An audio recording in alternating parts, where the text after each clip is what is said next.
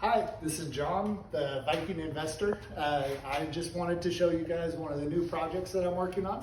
So this one is a 2-bedroom, 1-bathroom. So it's got quite a bit of open space on it. This one is a full renovation. It's in a little bit of a lower income neighborhood. It has a lot of potential. It's on a slab foundation, so as you can see, there's a lot of concrete, which was kind of a pain in the ass when it came to doing the plumbing. All the plumbing in the house right now is completely brand new. So in order to do that, if you look, you have the dirt settling a little bit, so that'll need to be adjusted later on. But we have a new sewer line and new water line going out to service.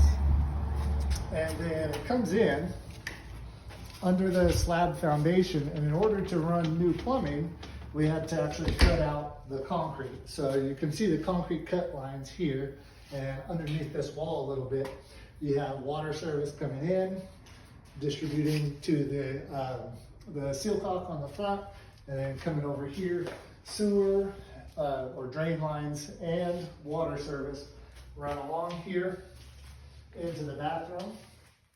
So you have new sewer line for the toilet, new drain lines going over here for the new shower, drain lines going into your stack that goes up for ventilation out through the ceiling.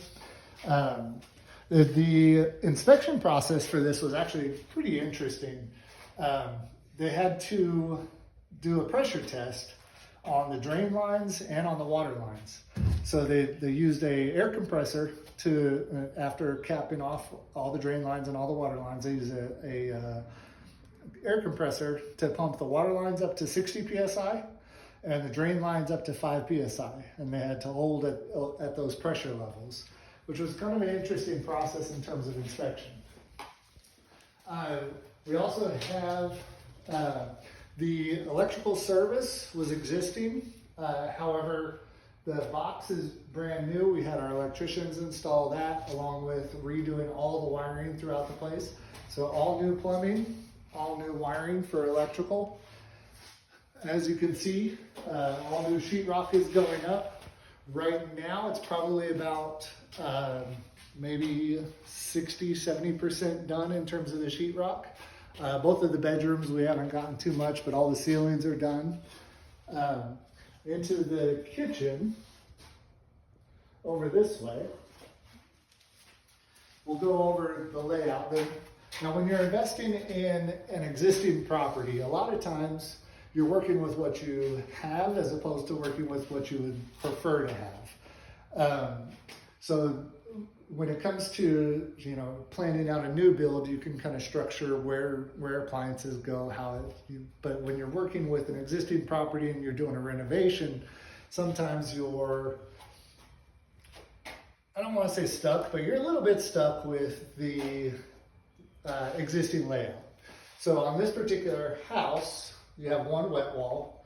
So we ran all new plumbing, but it's very difficult, especially with the slab foundation, to run plumbing or water to other areas of the house.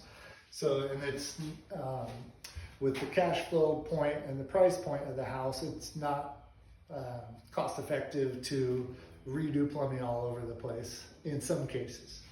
So what we do here, we've got the kitchen sink is going to be here. The washer is going to be right here.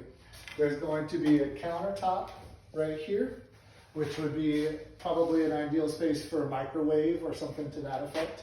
Now, when I talk about it being a little bit of an odd layout, your washer's here. Over here in this far corner, this is where your dryer is going to be. So it's a little bit of an odd situation of transporting clothes from the washer to the dryer. Not a huge deal, it's functional and there's washer dryer hookups, but not exactly an ideal layout. Same thing with your refrigerator is going to be here in the corner, which on an independent circuit. And then you have next to that is going to be your stove. So granted, I don't like that layout too much, but it works. Then you have countertop here. which can double as a place to fold clothes or a cooking surface to work with the stove. So again, not exactly 100% what I would like, but it's going to turn out really, really nice. And that's the key, is taking what you're given, being able to make the most out of the property or the layout or the resources that you have, and being able to make it really nice. So like, for example, the countertops, I'm probably gonna go with like a butcher block type style countertop or a live edge for the kitchen countertop with the sink and the corner and a countertop over here. We'll end up encasing the water heater closet in oak, which will be scorched oak, basically a flooring style 2-inch oak running the whole thing, so it'll look really nice. And then the front door will be custom made out of a scorched pine, basically just a barn door style, so it gives it a little bit of a rustic look. Same thing with the cabinet spaces or the shelving. I'm gonna go with kind of more of a rustic look with the black pipe and scorched pine shelves. So some over here and some additional shelving over here. So it'll look really nice, but it'll be lower cost and give it kind of a rustic home, farmhouse feel. So anyways, I just wanted to show you all a little bit of my project, a little bit of what we're working on.